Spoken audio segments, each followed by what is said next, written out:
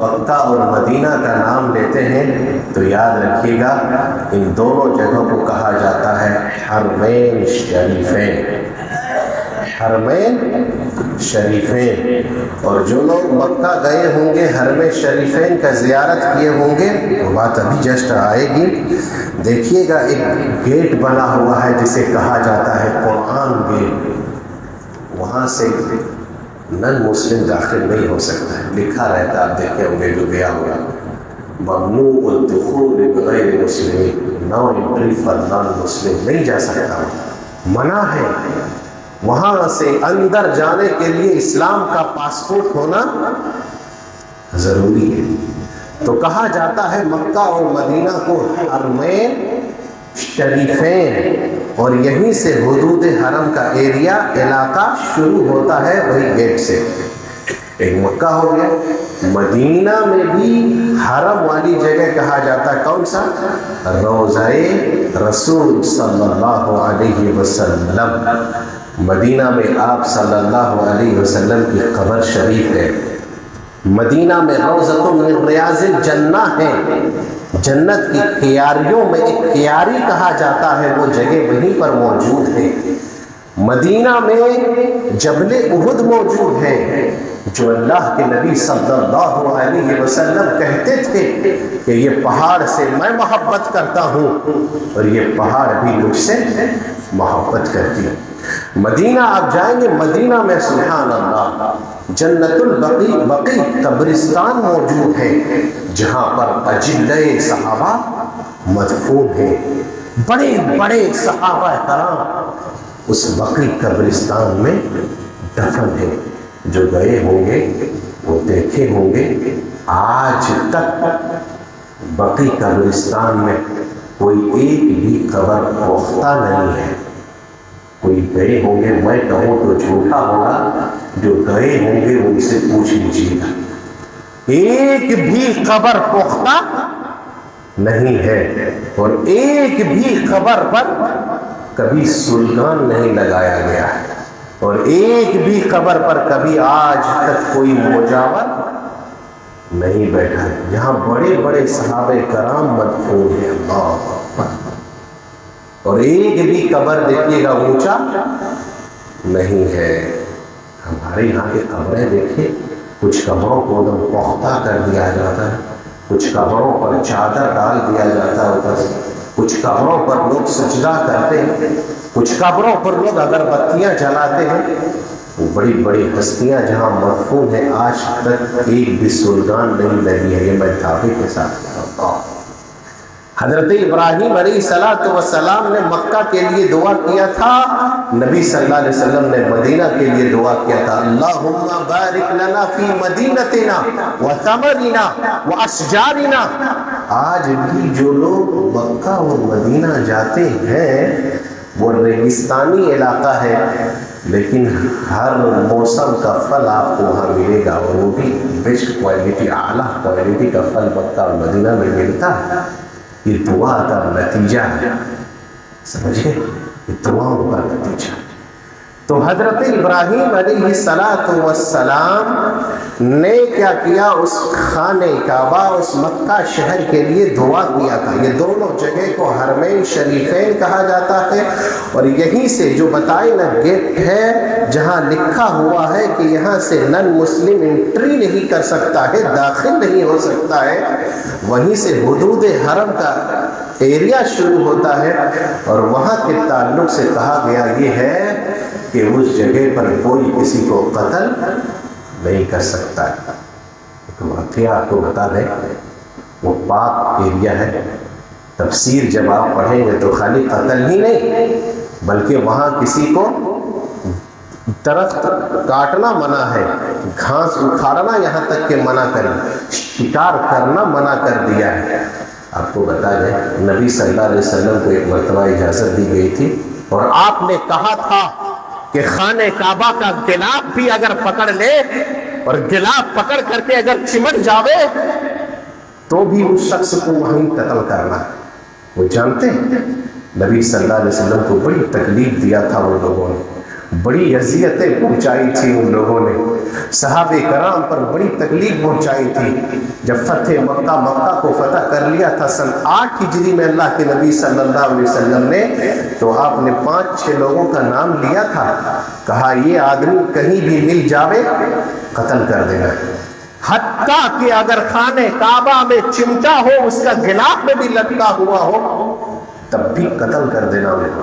2 آدمی تو پکڑے گئے بازار میں، ایک شخص تھا جو ابو جہل کا بیٹا تھا، اکرمہ بن ابی جہل، یہ بھاگ نکلا۔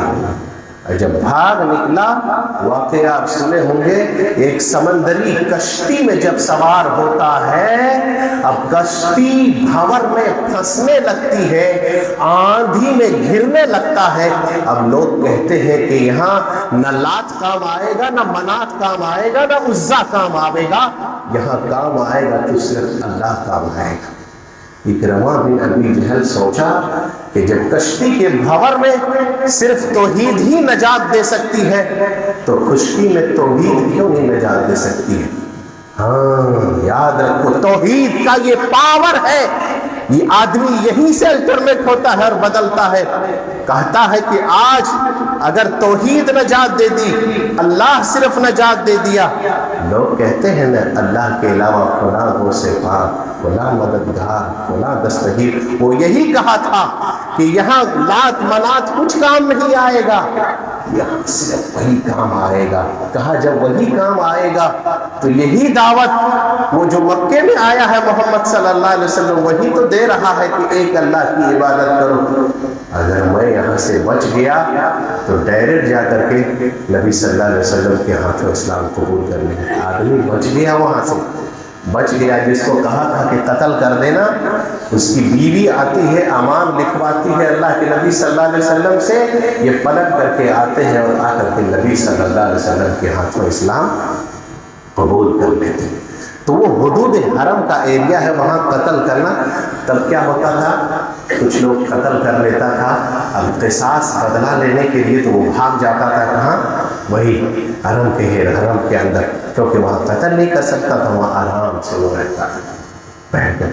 تو یہ مکہ کی فضیلت ہے، اس کی ایک اہمیت یہ ہے، اللہ اکبر، کہ خانہ کعبہ میں، بیت اللہ شریف میں، یہ آپ جانتے ہیں کہ ایک وقت کی اگر کوئی نماز پڑھتا ہے، 1,00,000 وقت کی نماز ہم یہاں پڑھیں گے، وہاں ایک وقت نماز پڑھنے کا مطلب اجر اللہ سبحانہ وتعالیٰ دیتا ہے۔ سبحان اللہ، نبی صلی اللہ علیہ وسلم کی حدیث سے آپ نے فرمایا، لا تشد الرحال الا الى 3 مساجد، آدمی سفر کر سکتا ہے صرف 3 مساجد کی طرف، بغرض ثواب کی نیت سے۔ 3 مسجد ہے، صرف 3 مسجد، ایک مسجد حرام، ایک مسجد نبوی، اور ایک مسجد اقصی جو بیت المقدس میں۔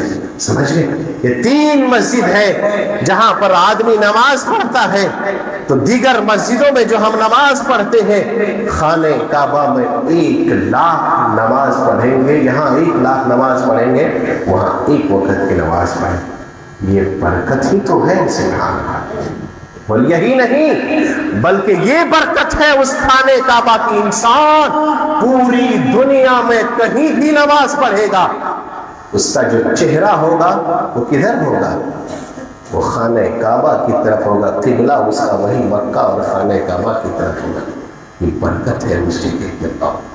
اور یہی نہیں بلکہ نبی صلی اللہ علیہ وسلم نے یہ بھی کہا، اذا آتیتم الغائط فلا تستقبلوا القبلہ، جب تم میں سے کوئی پخانہ اور پیشاب کرنے کے لیے جاوے تو قبلہ کی طرف اپنا پیٹھ مت کرے۔ یہ برکت ہی تو ہے۔ منع کیا اللہ کے نبی صلی اللہ علیہ وسلم نے کہ کوئی بھی قضاء حاجت کرنا چاہے تو وہ دیکھ لے استدبار قبلہ کی طرف، اس کا پیٹھ نہیں ہونا چاہیے۔ اسی لیے اللہ سبحانہ وتعالیٰ نے کیا کہا، فَوَلِّ وَجْهَكَ شَطْرَ الْمَسْجِدِ الْحَرَامِ، کہیں بھی رہو چہرہ تم کو مسجد حرام کی طرف کرنا ہے نماز پڑھنے کے لیے۔ میں نے سنا ہے، گیا تو نہیں ہے، کہ خانہ کعبہ کا جب ایک نظر، ایک دیدار جب آدمی کرتا ہے تو واقعی اس کا دل امت پڑتا ہے۔ مچل جاتا ہے. اسی لیے قرآن میں کہا اللہ نے فَجْعَلْ أَفْئِدَةً مِّنَ النَّاسِ، لوگوں کا مرکز، توجہ، پورے عالم اسلام کا سینٹر اگر کوئی جگہ ہے تو وہ مکہ المکرمہ ہے. آپ کو بتائیں، جانتے ہیں اللہ کے نبی صلی اللہ علیہ وسلم کو جب رہنا دوبھر کر دیا تھا مکہ میں، جینا دوبھر کر دیا تھا مکہ میں، بڑی اذیتیں دی تھی آپ کو، بڑی تکلیفیں سہے آپ نے جب تک مکہ میں رہا. 13 سالہ مدت نبوت کے بعد بڑی تکلیفیں آپ نے جھیلی، مجبور ہو گیا ہے آپ. آنکھوں سے آنسو آتا آپ صلی اللہ علیہ وسلم، صحابہ کرام کو دیکھ رہے ہیں آپ، نظر کے سامنے عمار کو باندھ دیا گیا ہے، یاسر کو باندھا ہوا ہے، سمیہ رضی اللہ عنہ کو باندھ دیا ہے، تپتی ریت پر بلال حبشی کو گھسیٹا جا رہا ہے. کرتے تو کیا کرتے نبی صلی اللہ علیہ وسلم؟ خالی اتنا ہی کہتے اصبر آل یاسر، صبر کرو فإن موعدکم الجنہ، جنت تمہارا انتظار کر رہی ہے، یہاں تم صبر کرو. نبی صلی اللہ علیہ وسلم سہے جب مجبور ہو گیا آپ کہ اب یہاں رہنا دوبھر ہو گیا، آپ صلی اللہ علیہ وسلم خانہ کعبہ مکہ چھوڑ کر کے مدینہ جب ہجرت کرتے ہیں، خانہ کعبہ پر جب نظر ٹکائے ہوئے ہیں نبی صلی اللہ علیہ وسلم، آنکھوں سے آنسو جاری ہے اور کہہ رہے ہیں اے کعبہ میں تجھے چھوڑ کر نہیں جاتا، پر یہاں کے دشمن مجھے یہاں جینے نہیں دے رہا. نبی صلی اللہ علیہ وسلم ہجرت کر کے وہاں سے مدینہ چلے. خانہ کعبہ قرآن میں کہا فیہ آیات بینات، اس میں کھلی ہوئی نشانیاں ہیں، وہاں واضح نشانیاں ہیں. اور نشانیوں میں ایک نشانی یہ ہے کہ جو خانہ کعبہ کی طرف بد نظری، بری نگاہ، اگر غلط کام وہاں حملہ کرنا چاہے گا تو اللہ نے اس کو ہلاک کیا ہے اور ہلاک کر دے گا. آپ قرآن پڑھیں گے 30واں پارہ میں الم تر کیف فعل ربک باصحاب الفیل، جب اس کی تفسیر آپ پڑھیں گے، ایک بادشاہ تھا ابرہہ بادشاہ، اس نے کلیسا بنایا تھا کہاں؟ مقام صنعاء میں، اور اس کی خواہش یہ تھی کہ لوگ خانہ کعبہ کو طواف کو چھوڑ کر کے وہ ہمارے کلیسا میں آ کر کے طواف کرے. یہ نکلا اپنے لاہو لشکر کے ساتھ ہاتھیوں کا جھنڈ لے کر کے، کیا کرنے کے لیے؟ خانہ کعبہ کو اٹھانے کے لیے، خانہ کعبہ کو گرانے کے لیے. جب یہ آدمی نکلا خانہ کعبہ کو گرانے کے لیے، اللہ سبحانہ تعالی نے بھی ادھر سے بھیج دیا ابابیل کا جھنڈ. طیرن ابابیل، ابابیل پرندہ اللہ سبحانہ تعالیٰ نے بھیج دیا. کہا آسمان سے، اور ہر پنجے میں اتنا بڑا بڑا کنکر تھا، جہاں جہاں اس کا لاش رہتا تھا، جہاں جہاں انسان رہتا تھا، وہ پرندہ وہیں سے پورا اپنا کنکر گراتا، وہیں پر وہ ڈھیر ہو جاتا. اللہ سبحانہ تعالیٰ نے اس گھر کی حفاظت کی ہے اور قیامت تک کرے گا. آیا ہے کتابوں میں قیامت کے قریب خانہ کعبہ کو ڈھا دیا جائے گا اور ایک حبشی حقیر آدمی خانہ کعبہ کو گرا دے گا. قیامت اس وقت قریب آ جائے گی، تب کی بات ہے. اس میں کھلی ہوئی نشانیاں ہیں. آپ فیہ آیات بینات کہا، اور سب سے بڑی نشانی یہ ہے کہ وہیں پر زمزم کنواں موجود ہے. سبحان اللہ اکبر. ہر سال کتنے حاجی جاتے ہیں، آپ غور کیجئے، خالی کتنے حاجی جاتے ہیں، وہ خود وہاں پانی پیتے ہیں اور پانی لے کر کے بھی جاتے ہیں، وہاں کے لوگ بھی پانی پیتا ہے، لیکن آج تک وہ کنواں کبھی سوکھا نہیں ہے، نہ کبھی پانی کم ہوا. یہ نشانی نہیں تو کیا ہے؟ بولو.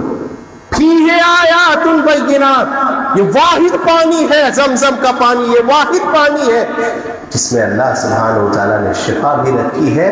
اور یہ پانی نہیں بلکہ کھانا بھی ہے. معلوم آپ کو کھانا ہے. آپ کو ایک واقعہ بتاتے ہیں اور لے کے چلیں. حضرت ابو ذر غفاری کا نام سنے ہوں گے. یہ آیا تھا قبیلے غفار سے، اسلام قبول کرنے کے لیے کہاں؟ مکہ آیا ہوا تھا، لیکن یہ ظاہر نہیں کرنا چاہتا تھا کہ میں کون ہوں، کہاں سے آیا ہوں، کس لیے آیا ہوں. یہ آیا وہاں سے اور مکہ پہنچتا ہے، اور مکہ پہنچ کر کے خانہ کعبہ میں اپنا ڈیرا ڈالتا ہے. صبح سے شام ہو گئی، نبی صلی اللہ علیہ وسلم سے ملاقات. نہیں پوچھتا نہیں ہے نہیں کسی سے پوچھ بھی نہیں رہا اور ظاہر بھی نہیں کرنا چاہ رہا نا. صبح ہو گئی شام ہو گئی نبی سے ملاقات نہیں ہوئی. اپنا جو مشکی جا اٹھا کر کے لایا تھا رکھتے ہیں اپنے پاس. شام ہوتی ہے رات ہوتی ہے سو گئے. صبح حضرت علی رضی اللہ عنہ کی نظر پڑتی ہے. ایک دن دیکھا 2 دن دیکھا لیکن برسوں تک نبی صلی اللہ علیہ وسلم سے ان کی ملاقات نہیں ہوئی. حضرت علی نے ٹوک دیا کہ آپ مسافر ہیں چلو میرے ساتھ گھر میں آرام کر لو گے کھانا کھا لو گے چلو. حضرت علی بھی کوئی سوال نہیں کرتے ہیں اسے نہیں. ایک دن لے گئے پھر دیکھا شام ہوتی ہے بندہ وہی اپنا بوڑیا بچھا رہا ہے. پھر حضرت علی کا گزر ہوا چلو گھر لے کے چلتے ہیں. نہیں ڈرتے نہیں تھے. کوئی بھی انجان مہمان آیا گھر اٹھا کر کے لے جاتے تھے کہ کھانا کھلا دیں گے مسافر ہے ہم لوگوں کی طرح. نہیں کھانا گھٹ جائے گا مت کھلانا کسی کا ہے گھٹ جائے گا ختم ہو جائے گا. لے گئے 1 دن نہیں 2 دن 3 دن لے گئے. حضرت علی نے بھی سوال نہیں کیا. 4تھا دن سوال کرتے لگتا ہے آپ کو منزل نہیں ملی ہے آپ بتاؤ کس لیے آئے ہیں. کہا اگر بیعت کرتے ہو وعدہ کرتے ہو تو ہم بتاتے ہیں آپ کو کس لیے آئے ہیں. کہا میں اللہ کے نبی صلی اللہ علیہ وسلم سے ملنے آئے ہیں میں دیکھنا چاہتا ہوں آخر وہ کون سا دین لے کر کے آئے. کہا ٹھیک ہے میں آپ کو صبح لے کر کے چلتا ہوں لیکن ایک بات یاد رکھنا میں راستے میں چلوں گا اگر مجھے کوئی خطرہ محسوس ہوا میں دیوار کے سامنے کھڑا ہو کر کے پیشاب کی میں نقل کروں گا. تم تاکنا نہیں ہم کو ڈائریکٹ تم چلتے رہنا مڑ کے دیکھنا نہیں. جہاں میں خطرہ محسوس کروں گا میں وہاں کھڑا ہو کے پیشاب کرنے لگوں گا پھر میں چلتا رہوں گا تم میرے پیچھے آ جانا. یہ بندہ پہنچ گیا پیچھے چلتے نبی صلی اللہ علیہ وسلم کے دربار میں. اسلام جب قبول کرتا ہے 8 دن خانے کعبہ میں موجود تھے. اللہ کے نبی نے پوچھا کیا کھاتا تھا تم. کہا اللہ کے نبی وہ پانی پیتا تھا اور وہی پانی پی کر کے میرا پیٹ بھر جاتا تھا میں شکم سیل ہوتا تھا. سبحان اللہ یہ دنیا کا واحد پانی ہے جو پانی بھی ہے اور کھانا بھی ہے. سبحان اللہ یہ آیات البینات نشانیاں ہیں اس میں کھلی اور اس میں نشانیاں کیا ہے مقام ابراہیم ہے. حضرت ابراہیم علیہ السلام جس پتھر پر اپنا پیر رکھ کر کے خانے کعبہ کی دیوار کو اونچی کر رہے تھے اس پتھر پر آج بھی حضرت ابراہیم علیہ السلام کی پیر کی نشان موجود ہے. یہ آیات البینات اس میں نشانیاں ہیں اور نشانیاں کیا ہے حجر اسود ہے وہاں پر جو نبی صلی اللہ علیہ وسلم کی سنت ہے اس کا بوسہ دینا نشانیاں ہیں. اس شہر کے لیے حضرت ابراہیم علیہ السلام نے ایک دعا کیا تھا اور وہ دعا دیکھیے اس دعا کا اثر آج بھی ہے مکہ میں. حضرت ابراہیم نے دعا کیا تھا وَإِذْ قَالَ إِبْرَاهِيمُ رَبِّ اجْعَلْ هَٰذَا بَلَدًا آمِنًا. یہ دعا کیا تھا حضرت ابراہیم نے جب ریگستان تھا اسی وقت. حضرت ابراہیم نے دعا کیا کہ یا اللہ اس مکہ شہر کو امن و امان کا شہر بنا دینا. اللہ کی قسم کہتا ہوں ہائے رے وہ پیسفل جگہ ہر سال لاکھوں لاکھ حاجی حج کرنے جاتے ہیں لیکن آج تک نہیں سنے ہوں گے آپ نے کبھی بھگدڑ مچا ہوا. سنے آج تک نہیں سنے ہوں گے کہ وہاں دھکا مکی اور کسی نے نخٹی پکڑا ہو کسی کا کہ نہیں ہم پہلے کریں گے. یہ امن ہی نہیں تو اور کیا ہے. ایک میلہ لگتا ہے کچھ ہی لوگ جمع ہوتے ہیں بھگدڑ میں کتنے لوگوں کی جان چلی جاتی ہے نہیں دیکھتے. حضرت ابراہیم نے دعا کیا تھا اور آپ کو بتا دیں یہ امن و امان کی دولت بہت بڑی دولت ہے. یاد رکھیں نبی صلی اللہ علیہ وسلم نے کہا تھا جس انسان کو 3 چیزیں مل جاوے سمجھو فَكَأَنَّمَا حُيِّزَتْ لَهُ الدُّنْيَا پوری دنیا ان کو قدموں میں لا کر کے اللہ نے رکھ دیا. 3 چیز اور 3 چیز میں ایک چیز کیا کہا تھا جانتے ہیں. ایک چیز یہ ہے کہ سر چھپانے کے لیے انسان کے پاس اپنا ایک چھت موجود ہے. شکر کرو اللہ کا کتنے لوگ دیکھتے ہیں بیچ کے نیچے رات بتاتا ہے. آپ کو اللہ نے چھت دیا ہے ساتھ پار کرنے کے لیے شکر کرو اللہ کا. اس کے بعد اللہ کے نبی صلی اللہ علیہ وسلم نے کہا ایک دن کا کھانا اس کے پاس موجود ہے ایکسٹرا. ہمارے پاس تو مہینوں بھر کا کھانا موجود ہے. اس کے بعد شہر میں امن و امان ہے. اللہ کے بندو آپ کے پاس سب کچھ ہے, ہمارے پاس سب کچھ ہے, لیکن شہر میں امان نہیں ہے. جیسے ہی نکلتے ہیں شہر سے ڈر لگا ہوا ہے, تناؤ پھیلا ہوا ہے کہ کون سی گولی کہاں سے آ جاوے گا. فلسطین کی حالت دیکھی, کون سا بمباری کب کہاں ہو جاوے گا, نہیں سمجھ میں آتا ہے. جب شہر میں دہشت اور کرفیو لگا ہو, فساد برپا ہو, بولو وہاں چین اور سکون ہے. اسی لیے حضرت ابراہیم نے پھلوں سے پہلے, رزق سے پہلے, وَارْزُقْ أَهْلَهُ مِنَ الثَّمَرَاتِ, فرض سے پہلے, پھلوں سے پہلے آپ نے دعا کیا تھا کہ اللہ اس جگہ کو امن والا شہر بنانا, اور پیس پھول شہر اگر کوئی شہر ہے تو مکۃ المکرمہ ہے. یہ حضرت ابراہیم علیہ السلام کی دعاؤں کا نتیجہ ہے. تو میرے بھائیوں, مکہ اور مدینہ یہ حرمین شریفین کہا جاتا ہے. اس جگہ کی بڑی اہمیت ہے, اس جگہ کی بڑی فضیلت ہے. اس جگہ کی فضیلت یہ ہے کہ آپ نے سنا کہ جو شخص وہاں جاتا ہے ایک وقت کی نماز پڑھتا ہے تو 1,00,000 رکعت نماز پڑھنے کے برابر ثواب ہے.